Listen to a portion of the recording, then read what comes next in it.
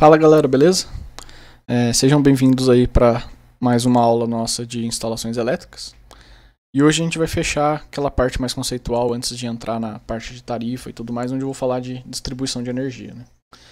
Antes então eu vou fazer uma discussãozinha antes de mostrar alguns números e algumas coisas do porquê que a gente usa trifásico, né?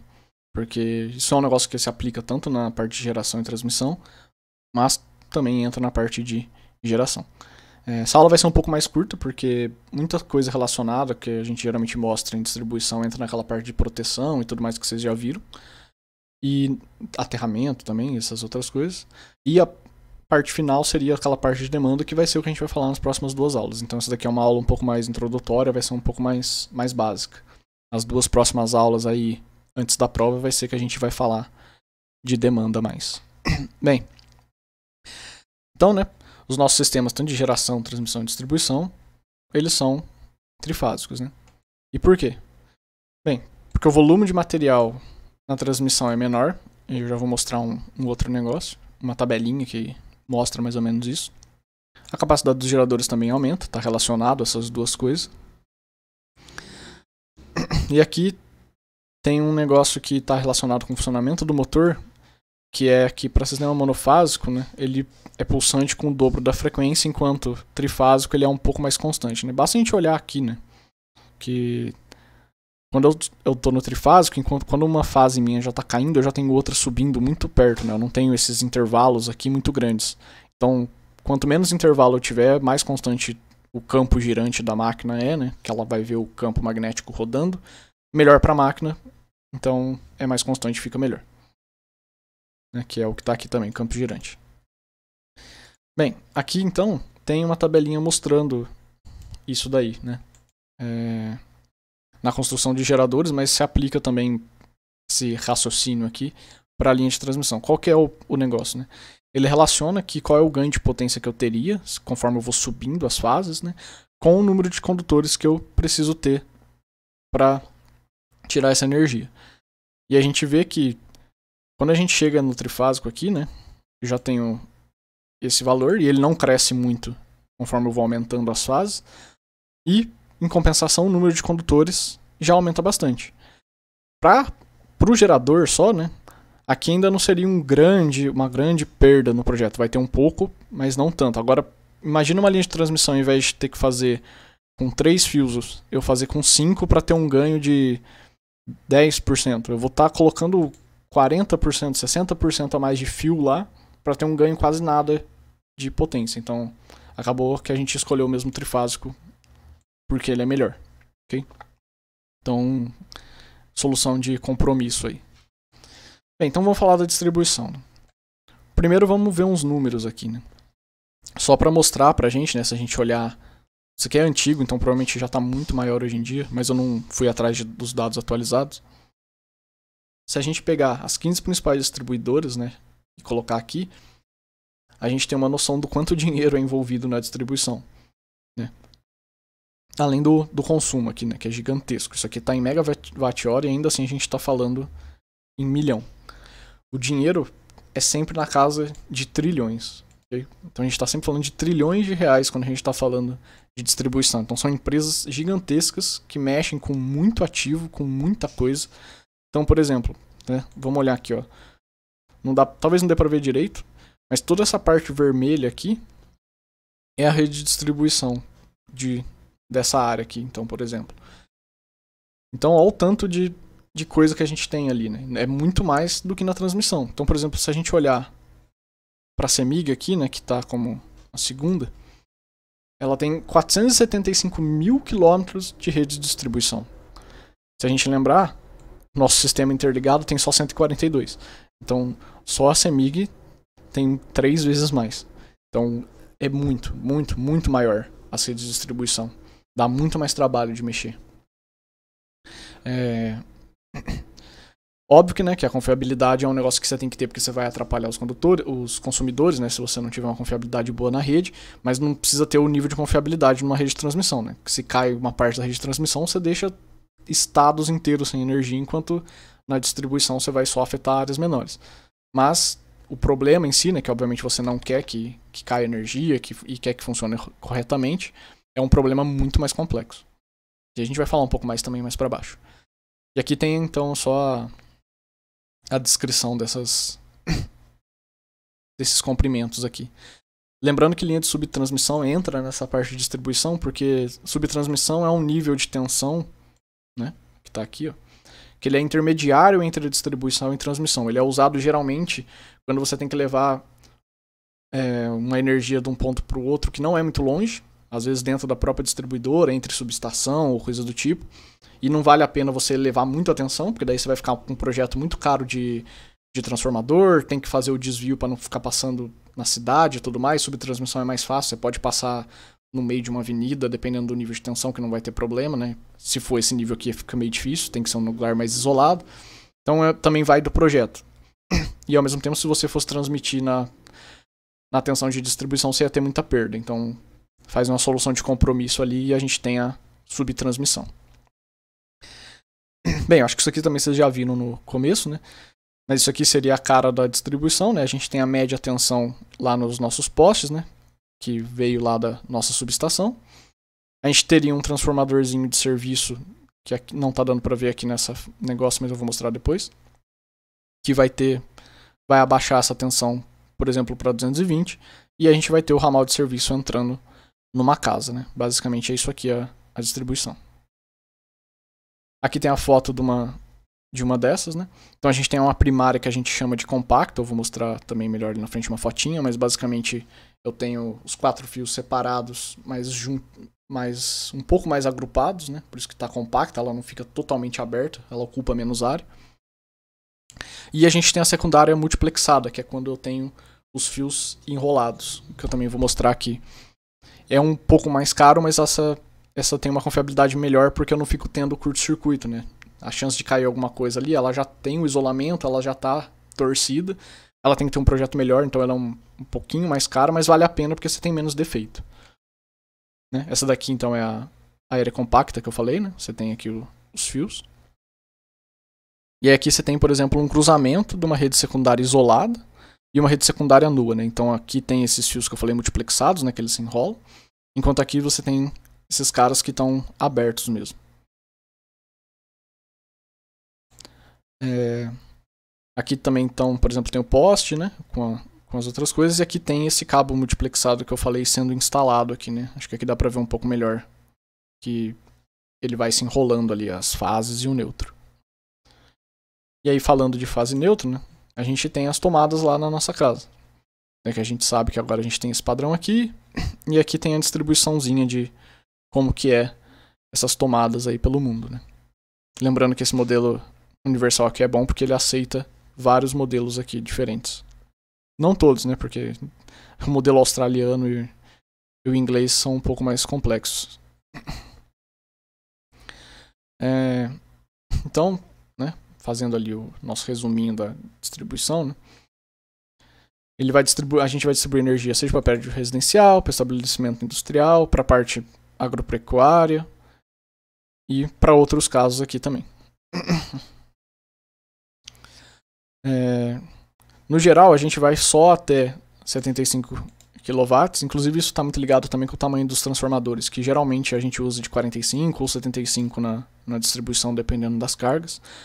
E geralmente a gente vai fazer aqui em 220 ou 380, também dependendo das cargas, né? Acho que quase ninguém aqui vai ter uma casa, são poucos lugares onde a casa chega a 380, embora nunca tenha disponível, né? Sempre vai estar disponível só 220 como tensão de fase lá, né? E geralmente os consumos superiores a isso aqui costumam ser atendidos com uma tensão maior, porque daí você manda a tensão lá, e aí você faz o tratamento dentro desse lugar, que geralmente vai ser indústria maior, né? Você vai ter uma carga muito grande, é mais fácil você mandar uma tensão mais alta para lá do que abaixar no seu transformador e depois ter que tratar a tensão lá dentro, né? Como que a gente pode fazer, né? A gente pode fazer de forma bifásica, né? Aqui pensando nos consumidores, né? Então vai ser uma carga de no máximo até 12 kW e vai ter uma tensão, dependendo lá do secundário, né? Mas de 127 geralmente, que vai ser fase neutro. E eu vou falar também já o porquê geralmente é 127. Que vai ter a parte lá que vai depender do secundário do transformador da rede, que é uma decisão da concessionária também. De 12 até 25 que costuma ser o mais normal, né? Porque você pode pensar, nossa, mas é mais normal ter acima de 12? Sim. Pensa que se você ligar um chuveiro que é muito potente, que vai ter uns 7 kW já, se você ligar um micro-ondas junto, a iluminação da casa, né, TV, computador, você já passou desse limite. Então é normal ser acima disso, sim. Então, geralmente a gente tem isso aqui, né? Que é o mais comum no Brasil. Provavelmente a casa de todo mundo aí deve ser com 127 ou 220, ou uma mistura dos dois, né? Dependendo da cidade também. Vou discutir um pouco disso. Aqui também tem alguns outros dados, né? Não vou entrar em detalhe em tudo, mas vocês fiquem à vontade para estudar o material depois. E por último, se eu tiver uma carga muito grande, eu posso atender com um trifásico. Então, tem algumas casas que tem muito ar-condicionado já, em alguns condomínios, alguma coisa do tipo. Então, você literalmente faz já o atendimento dessa carga com trifásico. E aí, quando é alguma coisa mais específica, tipo aparelho de raio-x, ou então máquina de solda, que aí você vai ter indústria, em coisa de hospital e tudo mais, aí também você já tenta abastecer com trifásico ou com bifásico, com uma certa tensão ali.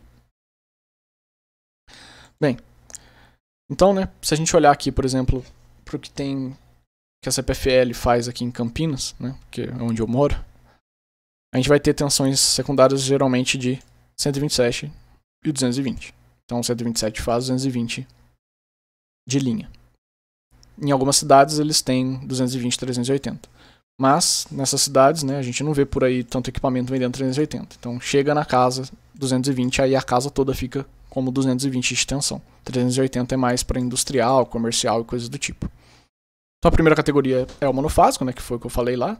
Então, vai sair só uma fase e um neutro. A segunda categoria é o bifásico, né? Aqui isso aqui é o resumindo do que eu tinha falado lá em cima. Vai sair duas fases e um neutro. E o trifásico, que vai ser carga maior, vai sair as 3 fases e o neutro, ok? Então aqui também tem um desenho lá, né? Igual lá no começo, só para mostrar certinho o que é cada coisa. E como que funciona a parte de regulamentação aqui, né? Aliás, vamos falar aqui dessa parte que eu tinha falado do transformador, né?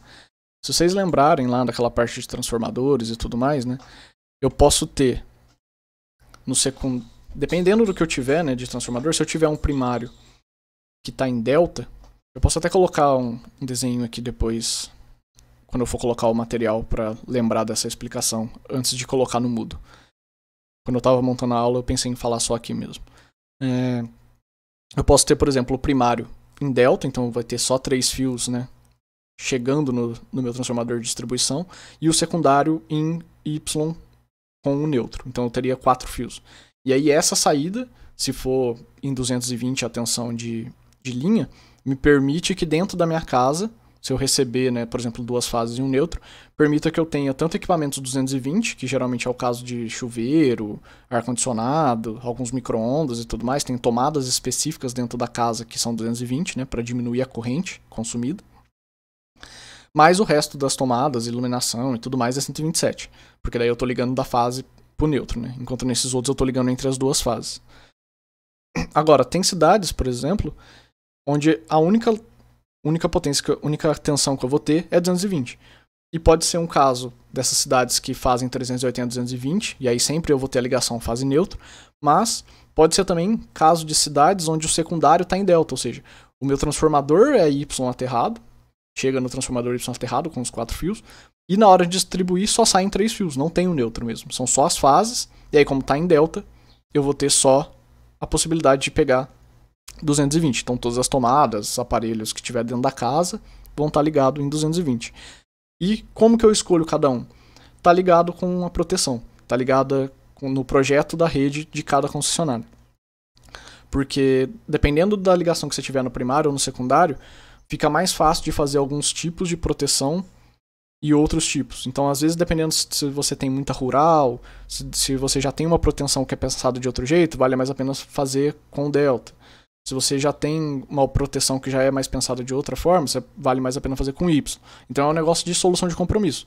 Depende de cada empresa, ela vai ver lá o que ela tem de ter de proteção, seja de sobretensão, subtensão, de curto-circuito, as chaves seccionadoras, os próprios transformadores, então ela vai ver o que é melhor no projeto dela e ela vai especificar como é que vai ser isso, vai ser Y-delta. Ela tem que entregar dentro dos padrões de tensão, né, obviamente, definidos pela ANEEL, que eu vou até citar aqui depois, no próximo slide, mas depende de cada concessionário. Então, por isso, inclusive, que a gente nunca sabe, né, se a gente vai mudar para uma cidade ou vai visitar uma cidade aqui no Brasil, a gente nunca sabe qual é o nível de tensão, porque cada concessionária tem a liberdade lá de adotar, né, seguindo isso daí. Então a gente nunca sabe se é 220 ou se é 127.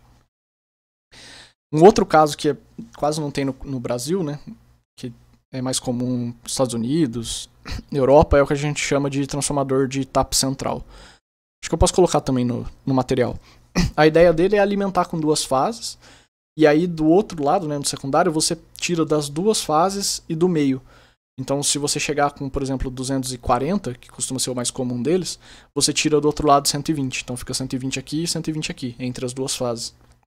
E aí você não pega esse 240, você atende tudo em 120. Mas aí você distribui essa tensão, né, sem ter aquela abertura de 120 graus entre as 3 fases. Você vai distribuir uma fase, né, que já passou pelo transformador, com uma abertura de 180 entre essas 2 fases. Então isso facilita também algumas proteções e coisas do tipo. Mas de novo, depende da concessionária e tudo mais. Então eu vou ver se eu coloco isso no material também, pelo menos o desenho depois dessa figura aqui. Bem, aí tem a parte de norma e regulamento, né? Essas daqui vocês já estão cansados de saber, porque vocês já viram no começo desse curso, né? Principalmente a NBR 5410, né? Que é a parte de instalações. Mas tem as outras coisas também.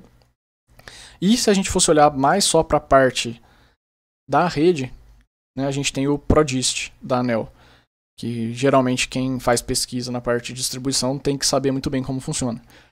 Porque a ANEEL, né, que é a agência reguladora aqui no Brasil na parte de elétrica, ela normatiza todas as atividades técnicas. Então ela vai falar de tudo aqui. De como é que é o acesso, como é que é a tarifa, como é que é a medição, como que são os limites aceitáveis de tensão, de desequilíbrio, de corrente. Então, ele trata tudo aqui. E aí, aqui a última coisa, né? Como que era antes e como é que vai ser, né? E como que vai ser o impacto dessas nossas mudanças aqui no sistema de distribuição. Antes era tudo manual, a gente tinha muita limitação de sistema de controle e de proteção. As próprias faltas, né, que são curto-circuito, era um negócio que demorava muito para resolver, hoje em dia já está melhorando um pouco. A gente ainda tem muito furto de energia, né? Além de ter muita perda de energia na distribuição. E aí a gente não tem uma confiabilidade tão boa. É uma rede que a gente chama de passiva, né? Ela não consegue agir sozinha e fazer alguma coisa. E no futuro, que também vai ser um negócio que é muito bom para quem é de controle e automação, né? Se for trabalhar com esse tipo de coisa, a gente vai começar a ter um negócio completamente diferente. A gente vai ter vários equipamentos que vão ter que conseguir monitorar e às vezes transmitir também esses dados e processar, ou tomar alguma decisão ali local. A gente vai ter uma proteção que vai ter que se adaptar, principalmente porque a gente vai começar a ter geração distribuída, né? A gente vai ter painel fotovoltaico, a gente vai ter bateria, a gente vai ter, por exemplo, veículo elétrico entrando, que pode também mudar um pouco a dinâmica da rede. Então a gente vai ter um negócio que vai mudar bastante. E, né, se a gente pensar no consumidor também é a mesma coisa, né? Antes a gente tinha umas cargas que a gente chama de comportado porque ela realmente só consumia e seguia as curvas de carga geralmente que a gente tinha. E a gente não conseguia atuar nela, né? A gente não sabia nem como funcionava e nem o que a gente poderia fazer com essas cargas. Tipo, preciso que você segure, que você tente consumir um pouco mais para lá, um pouco mais para cá na curva de carga. E isso também vai mudar. A gente vai ter muito dispositivo, a gente já está tendo, né? Muito dispositivo digital, então a gente não tem mais aquelas cargas que eram a base só da potência sendo consumida. Agora a gente tem coisas que ficam chaveando, por exemplo. A gente vai ter a resposta mais da carga. A gente vai ter os medidores que vão ter mais capacidade de dar os dados mesmo. A gente tem uma quantidade absurda já de dados sendo gerado na distribuição e antes a gente não tinha nada. O que a gente tinha de dado antes na medição? A gente tinha basicamente o consumo das pessoas, que o cara ia lá e media no portão. Hoje em dia não, a gente já tem alguns lugares com smart meter que está medindo potência reativa, corrente, tensão, já está medindo tudo.